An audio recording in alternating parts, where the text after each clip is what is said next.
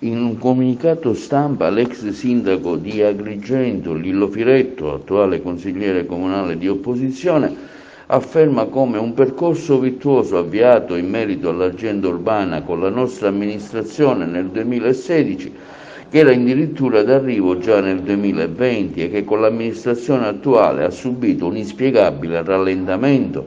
Ora, afferma Firetto, seppur a spizzichi e bocconi, sta per realizzarsi finalmente, saranno installate le tabelle elettroniche alle fermate del trasporto pubblico locale, così come potranno essere acquistati minibus Euro 6 per il centro storico, ma soprattutto potrà finalmente partire il bando per i lavori messi in sicurezza del versante nord-est dei Palazzi Crea, Viale della Vittoria, e del versante sottostante via Picone. Una notizia quest'ultima che potrà confortare molte famiglie che da anni segnalavano il pericolo. Le delibere, continua Firetto, sono state pubblicate, ora il Comune dovrà procedere speditamente.